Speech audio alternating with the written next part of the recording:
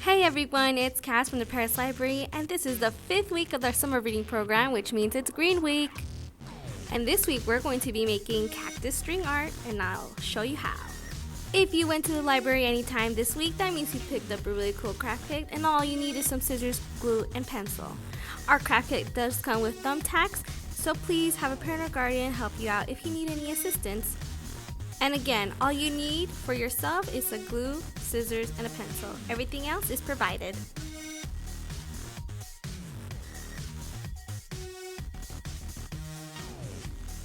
We're going to get started right away. We'll grab our pencil and our cardboard, and we're just going to start drawing what a cactus looks like. So if you don't know what a cactus looks like, I suggest you look at a book, you will search it up on the internet, and if you live in the desert, just go outside. You're sure to run into one. Alright, now that you're done drawing your cactus, you're going to get your thumbtacks and you're going to outline the thumbtacks with what you drew. Remember not to push fully in, as you still want room to tie your string around.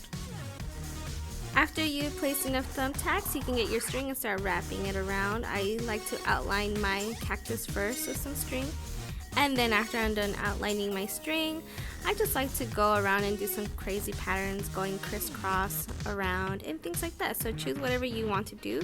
It'll look like a cactus at the end. Once you're done, just pushing your thumbtacks all the way in, and it should secure all your strings, so just cut any excess string.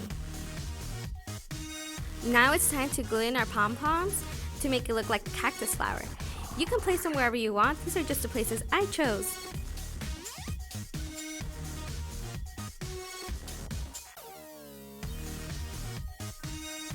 Alright, now that you're all done, this is what your craft should look like, and I hope you guys had a lot of fun. I hope to see you guys next time.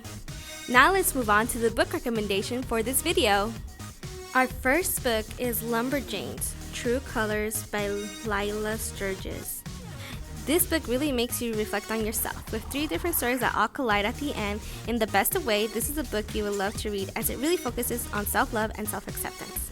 Our next book is Girl, Serpent, Thorn by Melissa Bashardis.